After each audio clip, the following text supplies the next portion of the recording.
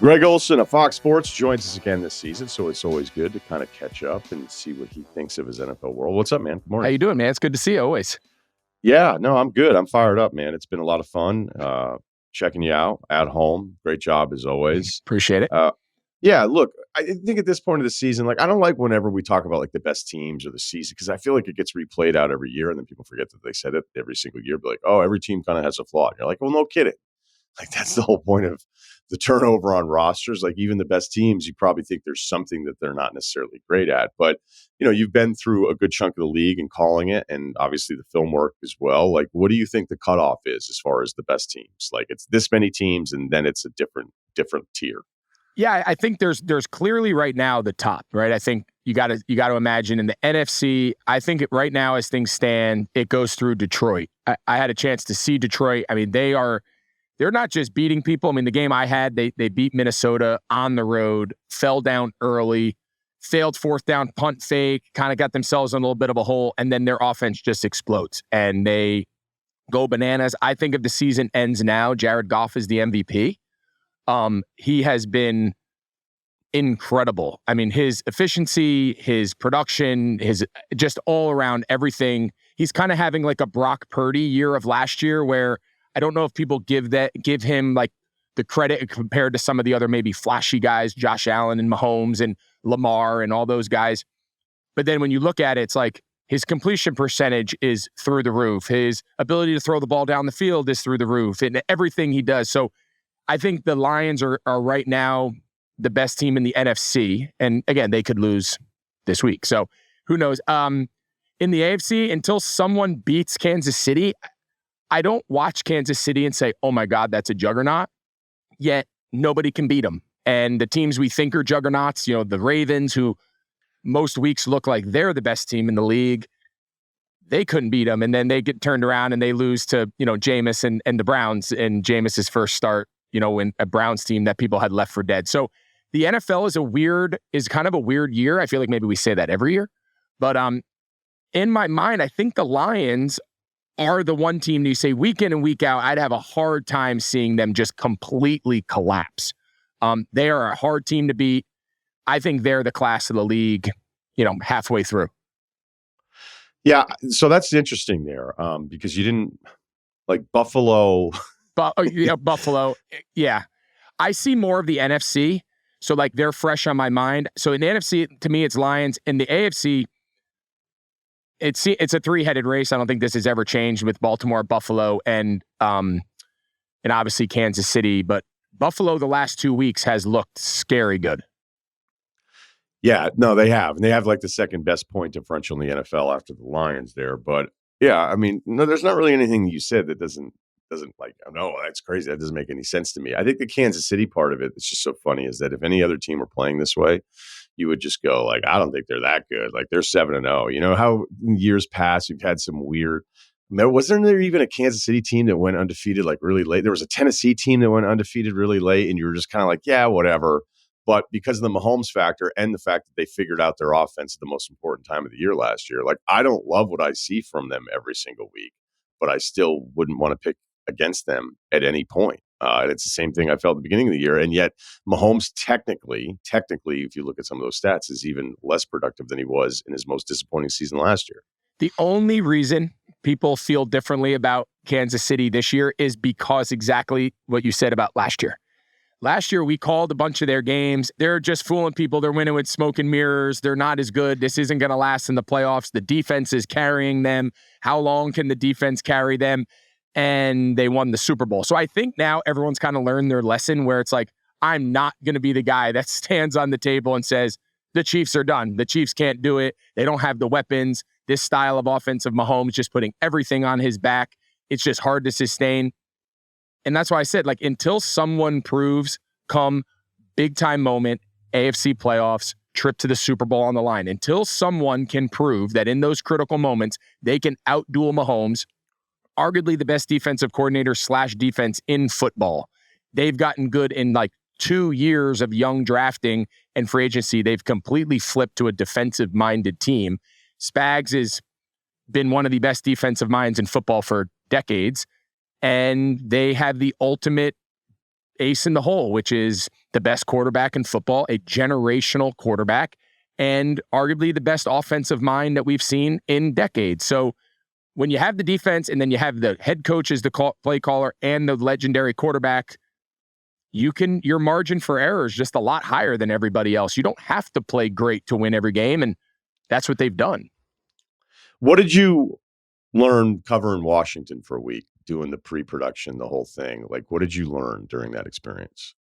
Well, I think what I've learned went back to just the last couple years, calling a million Cowboy games and getting to talk to Dan Quinn every single week.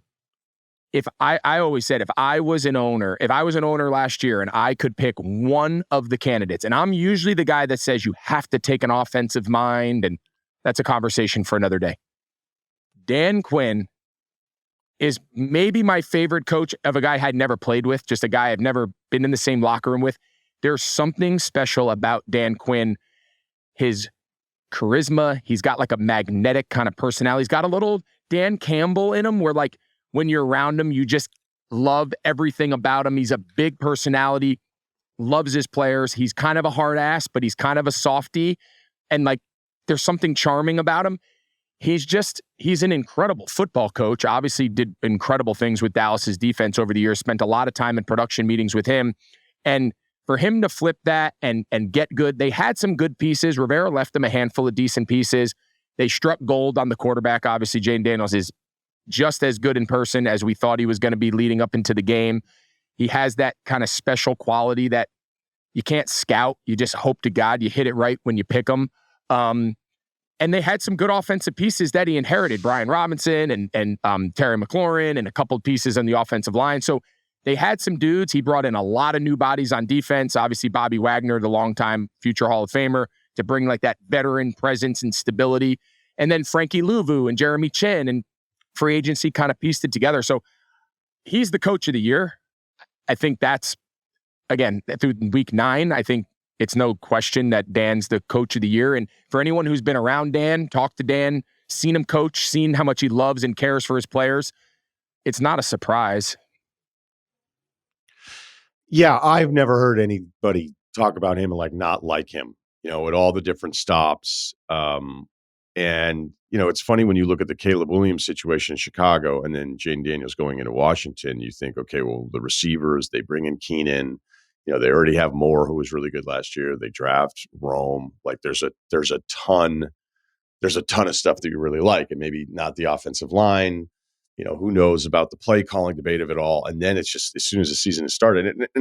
And by the way, the receiving core and the options in Cole Kmet, who I should mention as well, like that was still a better group of personnel than what Jayden had on the offensive side for what was going on in Washington. But it's just funny that I don't know if it's playing the results or that Jayden has just been that good, but then a revisiting of, did he actually step into a better situation? And you're like, not one person thought that in August. It may be true now, not in the receiving core, not in the receiving room or whatever, but it's whenever I'll see that, I go, not one person thought that thing 2 months ago. So I can't possibly think that's the answer. No, and then the one piece I forgot to mention is Cliff Kingsbury has done a marvelous job. And I think it was such a smart hire for Dan to bring in a guy who had NFL play calling, NFL head coach experience, but also the bulk of his experience was at the college level. And the purpose of me saying that is he told us flat out, he's like, the first time when we drafted Jayden, he came in and we sat down, I was like, hey,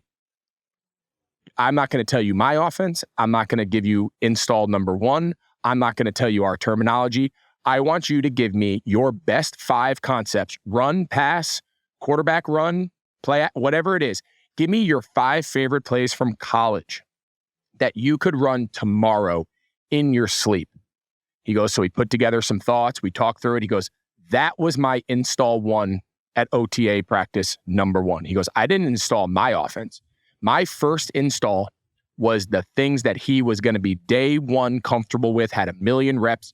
But that having the understanding of the college game and then the aspects of the college game that do translate to the NFL and the aspects of it that just don't, I think Cliff has a very interesting balance because he's experienced it at both levels and then gets a quarterback that has very unique traits and physical qualities and had the wherewithal and the self-awareness to say, I'm not going to just install Arizona Cardinals 2.0. That doesn't do us any good. I need to install an offense that he's going to connect with as quickly as possible. And that's what he's done. They don't huddle. They're at the line. He's calling plays one words.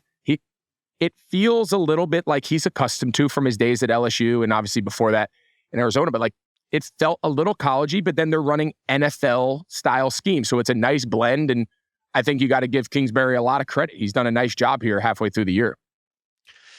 Yeah, look, I mean, I wasn't even going to bring it up because people know that I'm a fan of Cliff, and I think the resume and what he went through in Arizona, people look at it as like, oh, another guy failed. It's like, do you realize like the turnaround that they had in the development part and the development of the resumes and all the different stuff? But during the summer, people were so down on Cliff post Arizona that it wasn't even thought of as like this massive positive. I don't think nationally it was like, oh, Cliff gets another job. Oh, this guy, it's like he's always getting a job. It's like, well, I think there's a reason he's always getting a job. And we want to argue about the head coaching thing. Like most of these guys are getting fired anyway. This isn't so much an Anthony Richardson question as it is a question about something that I've thought about for a long time. I've spent probably too much time, but I'm just so interested in the topic and the lack of development of quarterbacks, where it's funny when you look at the depth charts. I'll always look at them before week one and the 53 man and everything's official.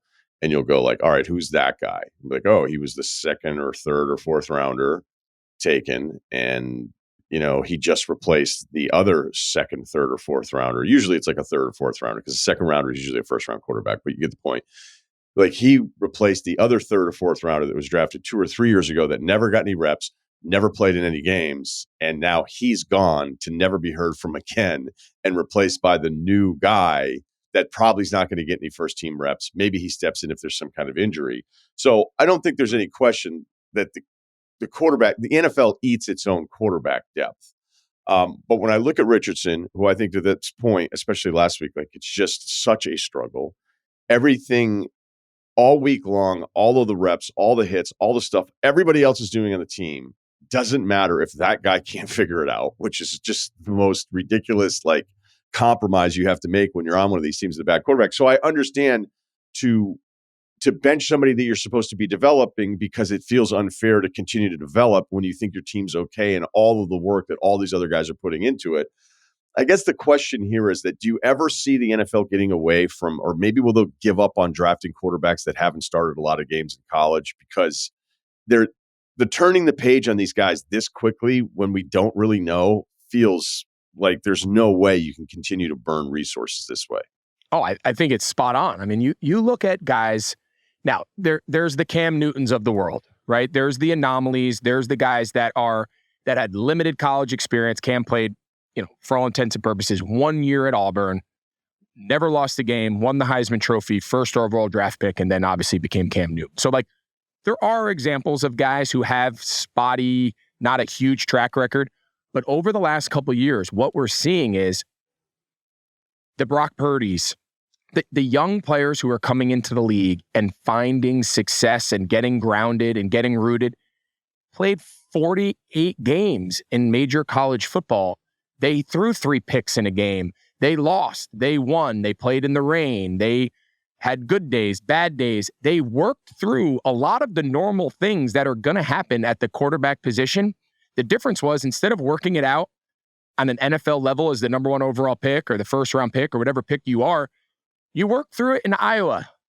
You work through it in Virginia, wherever, and it's just a different experience. That's going to happen. I don't care who you are at the quarterback position. You're going to have your ups and downs as a young player, and it's magnified because of the position. Your point about it doesn't matter what anyone else around you is doing. If you're getting repeated poor play out of the quarterback position, you have zero chance of winning in the NFL. There is no sport more dependent on one position's success than the way current NFL football is set up. The entire game is, in most cases, put on the backs of a quarterback. And I think the teams that understand it, the Kyle Shanahans of the world and guys like that, yes, they understand the value of having a good quarterback. And when those teams do have good quarterbacks, the results speak for themselves. But when they don't fall off the face of the earth. Because the entire system is not predicated on the success or lack thereof of the quarterback. So when you talk about Anthony Richardson, the style he's being asked to play is what they were doing to Jalen Hurts. He's in shotgun every snap. No one's moving, stationary spread formations. I understand why he's in the gun, because you want to keep the quarterback run threat, but he gets hurt. So like asking your quarterback to stand in the shotgun, catch the ball, and play and throw the ball every down is virtually impossible in today's day and age. But these guys don't learn to get under center. They've never taken an under center snap in their lives. Their entire lives have been 7-on-7 football. It's been passing offense. I coach middle school football here at my kid's school. Of the 8 games we played, 6 of the teams never one time lined up under center, never one time had 2 backs in the backfield, and never one time had a tight end. These kids just don't learn real football. And now we're seeing the evolution of football at the NFL level. The best teams, they get under center. It's play action. The reason they're doing that is because it takes the stress load off the quarterback. So I think there is a developmental problem in the whole pipeline of quarterbacks, from high school to college, and then, of course, to the NFL. We don't develop them, and we don't give them the skills to succeed as the levels increase. And then we also haven't yet bought into the style of offenses that alleviates some of the pressure from the position. We want the entire game to be on their shoulders, and then we get mad when they can't handle it at 22 years old. So there is no doubt we have a quarterback problem in the NFL. I think a lot of it's man-made. You can't tell me that these guys aren't wildly talented. They need to be coached. They need to be developed. They need to be ran along in a way that's conducive to their confidence and to their success. And I just don't think as a league in general, we do a good job of that. Okay, so let's go back to your rookie year. Didn't you have 3 different starters? Oh, yeah. Was it Brian and then Rex and Kyle? So it was Rex started. So yeah, I've had a very interesting quarterback journey in my career. So, and again, all these guys were good in their own rights in various moments and times. And I never played with a bad quarterback. So Rex was the quarterback. We're coming off the Super Bowl. I wasn't on the team, but I got drafted that ensuing offseason. Rex Grossman's the quarterback. Then we went to Brian Greasy, who threw me my first ever touchdown. And then I want to say Orton either finished the season or he started as the starter my second year in the league. But at least in my first 2 years, it was Rex, Greasy, and Kyle Orton. And then in my third year, we traded for Cutler. So in years 3 and 4, it was Jay. So I had 4 quarterbacks in my 4 years in Chicago. Yeah, Kyle closed out the season. Okay. Yeah. And if you look at the game logs here, because I remember this came up recently, like how often you had a guy start, get benched, and then start again. And I saw somebody try to argue that it's only happened twice in the last 20 years. I don't know that that's true. I would have to go through. But then there could be qualifiers of like if you're a high draft pick or whatever. But Rex started the first few weeks. Then it was Greasy. Then it was Rex. And then it was Kyle. What was that like? What was that like to be the non-quote, like how you and the guys in the receiving room, different, like the week to week of that, like you understand it, but that's got to be a pain in the ass. It is. And again, there's always the personal level, which I think everyone is so quick to just dismiss. And I think, again, we all understand what we sign up for. The nature of the NFL is there's not really a lot of people feeling bad for anybody. There's not really a lot of like pity parties and the outside fan and the NFL world that just is going to move on with or without you. We all understand we signed up for a big boy world, big boy football. Like no one's asking for any sympathy, but within the locker room, these are your buddies. These are your friends. There's personal connections of different levels with all of these guys, the starting quarterback, the scout team quarterback. Like these guys are all like in your friend group. You go out to dinner together. So there's always the personal connection that I think everyone doesn't give enough credit to. But just from a football standpoint, you know, I go back to that rookie year and here I am. I'm just trying to find my way in the league. I'm just trying to find what I'm good at and how I can contribute as a young player that had very high expectations on our team, you know, essentially coming off the Super Bowl loss the year before to Indianapolis. So, and now all of a sudden, with every quarterback change, there is a slight change in game plan because every quarterback has their different strengths, weaknesses. I'm a better under center play action guy. I'm a better gun guy. I got more experience in West Coast offense. So I'm more comfortable in, you know, whatever. There's a million ways to play quarterback and play offense. And all these guys have their own individual journey leading up to their time in the NFL. So all of that shapes play calling, strategy. Do we want to be more defensive-minded run game? Do we want to open up the offense and go more passing game, more 11 personnel? Do we want to go big bodies and run it? Like, there's a million factors, and a lot of those things are heavily weighted on who is the quarterback and what do they do well. So, yeah, I mean, to have throughout the course of the season, essentially 3 quarterback changes, right? So, again, thanks for refreshing my memory. So, Rex to Greasy, back to Rex, and then ultimately to Kyle. It's kind of 4. It's really 4 amongst 3 guys. So it's challenging on everybody. Obviously, no more so challenging than on the quarterbacks themselves. But for everyone around him, who, like you said earlier, we are all dependent on that position, it's challenging. It's new. You get a lot of questions in the media. That's a whole nother animal of dealing with the press, especially in Chicago. That adds more chaos and more distraction. So it's a very multi-layered issue when you start talking about replacing the quarterback, let alone multiple times in a season. Yeah, I just think, and I mean, it's easy to just kind of lose perspective on some of these things, but I'm thinking about you as a rookie and just, hey, we got to talk to Greg Olsen about what he thinks about all this quarterback drama. And I'm like, you're probably I don't know anything. I don't even know. You must be having, right. Like your buddies are probably hitting you up being like, I can't believe you're addressing like this major issue with the Chicago Bears. And I'm like, what do you mean? I don't know. I don't even know what I'm doing. You know what I mean? Like, I don't even know. I'm just happy they gave me a jersey, so it's, the quarterback position is unlike, think about it like the MLB playoffs, right? So we're all watching the World Series.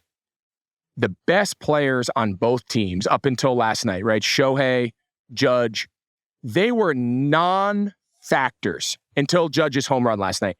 They were non-factors in this series, give or take, considering they were the MVPs, right? But you only have to wait till your time in the lineup.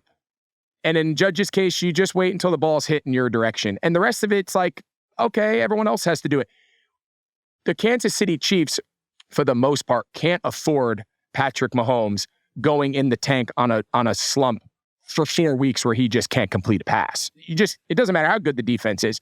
It's just a different sport. The quarterback consistency and the quarterback performance has a direct correlation to the success of everybody around him, and there's just no way around it. You just can't survive for a long period of time unless you are good at that position. Yeah, totally aligned with you on that one. Okay, is there any team, I know you did Atlanta, Tampa, I still feel like I hold out hope for some version of the Niners because I think their ceiling is still a lot higher than a lot of teams despite the record, but I don't think the division is all that scary. So, we could be looking at the Niners.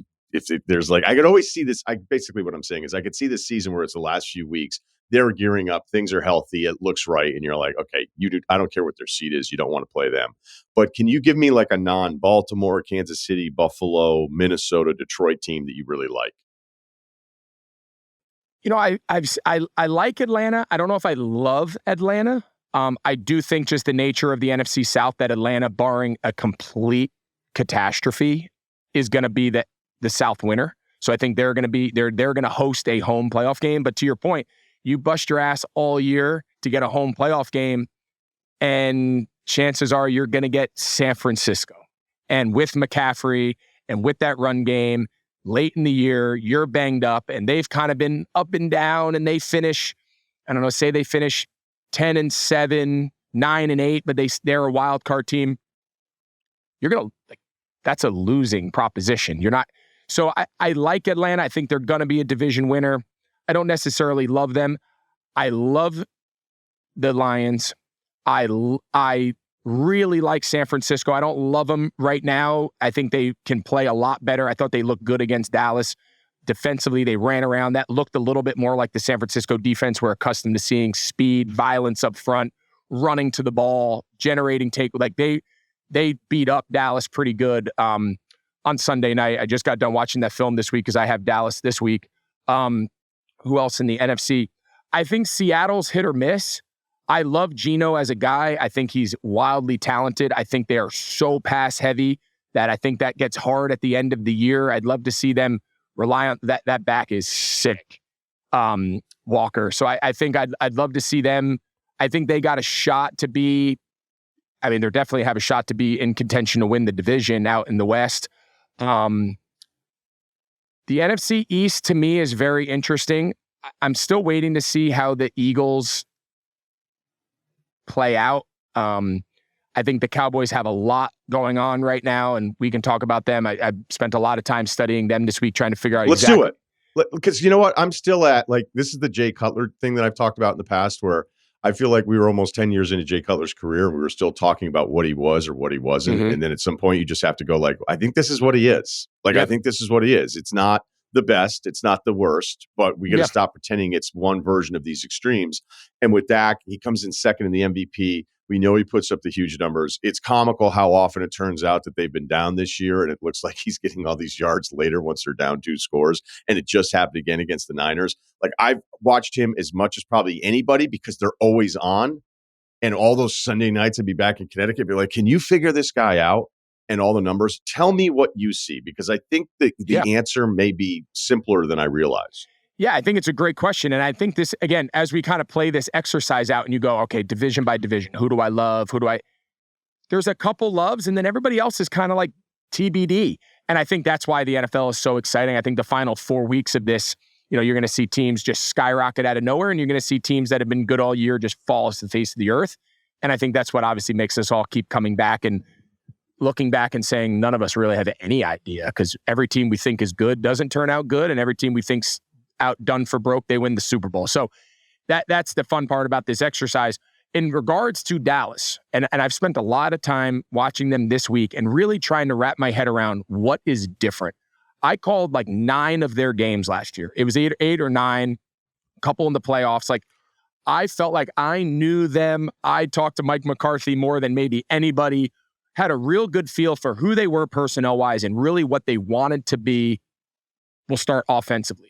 So you go back to last year, the prior season, after the 22 season, they let Kellen Moore go.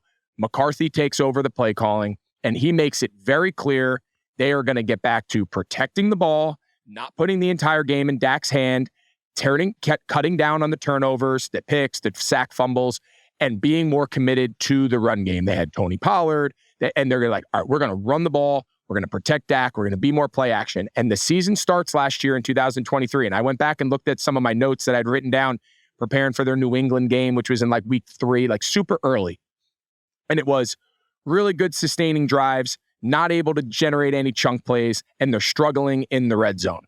And you say, okay, well, he's not turning the ball over, but they're not scoring, right? They're not throwing the ball over your head. They're not generating the chunk plays. So then as the season wears on, all of a sudden now the turnovers remain down, but now all of a sudden they come to life, and it's deep shot plays, and it's ball over your head. It's Brandon Cooks. It's CeeDee Lamb. Pollard gets better and better and better coming off the injury as the year progresses. And come playoffs, they're arguably the best team in football. I mean, they're scoring 30 plus a game. The defense is fantastic. I'll get to that here in a second.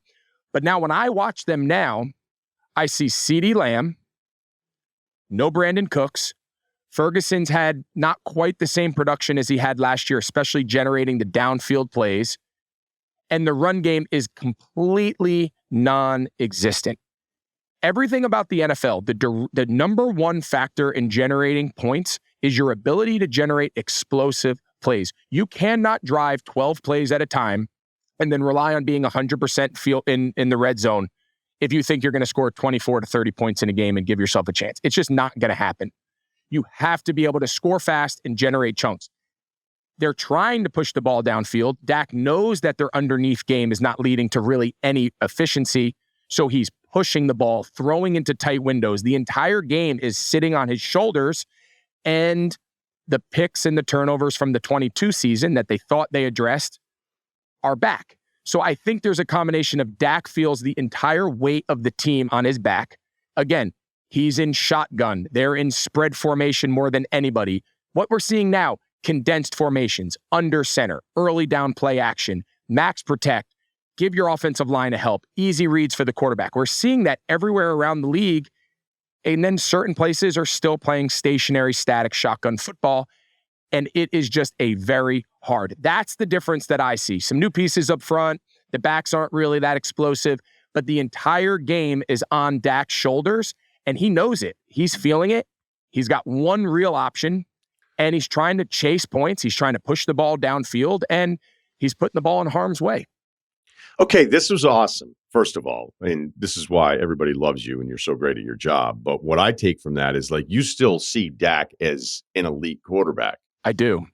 Right. Like, that's what I take from that answer. It's like, don't think that the league has now figured him out and he was a fluke and none of this stuff was real. You're telling me week to week, he's just set up for failure. And you still believe in him. I am a big Dak. I've spent time around Dak. I don't judge. I think there's two ways to evaluate a quarterback, right? At the end of the day, it is a production-based business. If you are a good quarterback, you produce, you got to get your flowers and you got to get your credit. But then the next level is like when you spend time with these guys and you watch how they work and you watch how they communicate and you watch how their brain processes football and how they're able to explain things and how fast they can think and process. Then you go, oh my God, like I can see why this guy is so good. And I've spent some time around Dak. I've had a lot of conversations with him. Spent a couple days in Nashville at TEU. He came to throw and had a chance to pick his brain. Like when you watch him, the presence he brings, the engagement with the other players, like you could pick a dude and be like, that guy's a dude. Like that guy walks into the building every day and you're like, that's our guy. Like, and it's hard to describe it, but it's like one of those things, like you know it when you see it. So I've always been a Dak supporter. I understand turnovers are going to come, picks are going to come. Not all picks and turnovers are created equal. He's going to be the first to say he's got to make better decisions. He's got to stop throwing forced passes. A couple the other night were just bad balls. He'll be the first to say it. But at the same time, he's got to get some help schematically, take some of the pressure off him, generate some advantage pre-snap with your formations and condense the splits and get under center and get something out of your ground game. Get another weapon other than CeeDee Lamb that we don't have to just move him around like high school football and say, we're just going to, when we need to throw it to that guy, he lines up there. When we need to throw it to that position, he lines up there.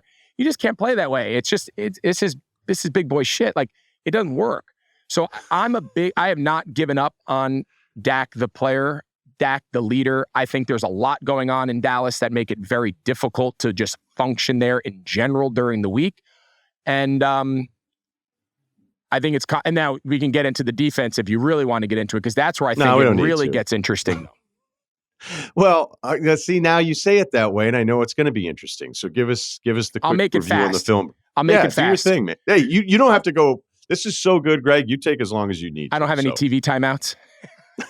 God, it drives me nuts. I have like a great thought, and then your producer's like, and commercial in 8. And I'm like, I can't say what I'm going to say in 8 seconds.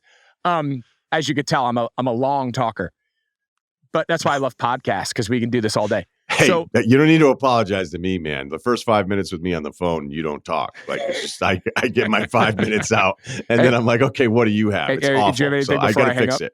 No, I could do this all day. You're a blast. So defensively, people always want to look at each side of the ball as like an independent aspect of the team. And they're not. The really good teams build their offense to complement their defense and their defense to complement the play style of the offense, right? That makes sense. So over the last couple of years, when you're scoring 30 points a game, it is just common sense that how are you going to build your team? You're going to build your team around playing with a lead, rushing the passer, defending the pass, and generate takeaways because the other team's pressing through the passing game primarily to keep up with you. The last couple of years, if you showed up to play a healthy Dallas Cowboy team, in your mind, you had to say, for us to win today, I've got to score 30 points. And in just a neutral possession game, you can't count on a pick six, a fumble, a punt return, just neutral possession by possession. If I sit on the ball and run it, even if I run it well, I'm going to lose 2 possessions of the game just out of sheer time, right? I'm eating up too much clock. And even if I am efficient enough to sustain the ball and go down and score touchdowns, I'm putting so much pressure now on my red zone offense. I have to be disproportionately great and not settle for field goals. Because if not, the math doesn't add up. I don't have enough possessions and enough opportunities to get 7 points to get to 30. So I got to push. I got to press. I got to be drop back pass. And all of a sudden, you got Micah Parsons, DeMarcus Lawrence, you got Trayvon Diggs and Deron Bland leading the league in interceptions every year and pick sixes. And next thing you know, you're a strip sack and a pick six, and the game is over. You have no chance because they've scored 7 on defense and 30 on offense, and the game's over. So it didn't matter how they defended the run. It didn't matter if they weren't big and physical at the linebacker. You didn't have the time or the ability to even try to run the ball on me. But then all of a sudden, last year up in Buffalo, Buffalo runs the ball down their throat because the offense couldn't score. So McDermott is telling the offense, Joe Brady, you don't have to chase points here. You don't have to chase anything, man. Defensively, we got these guys under 17. Relax. This year, it's been a little bit more like that. You're not coming into the game saying, hey, defensively, they got to throw the ball on us because if not, they can't score 30. And now all of a sudden you take Deron Bland and Micah Parsons out of the equation. And now you weren't built to defend the run to begin with. You weren't built to play high teens, low 20s games to begin with. And now I take away your 2 best players. That is also now felt by Dak. And he's saying, shit, I've got to win. I have to carry the team. I'm not going to get a turnover every game, a strip sack, a pick six, like we were the last 2 years when we led football in generating takeaways. Like, it's all connected, and their formula right now is out of whack.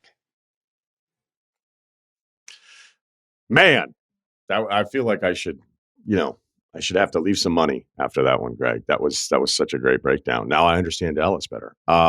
Before we let you go, I want to talk about You Think. And I know in the past we've talked about your passion for youth sports. What's wrong? You've done podcasts on it. You have a new thing coming out.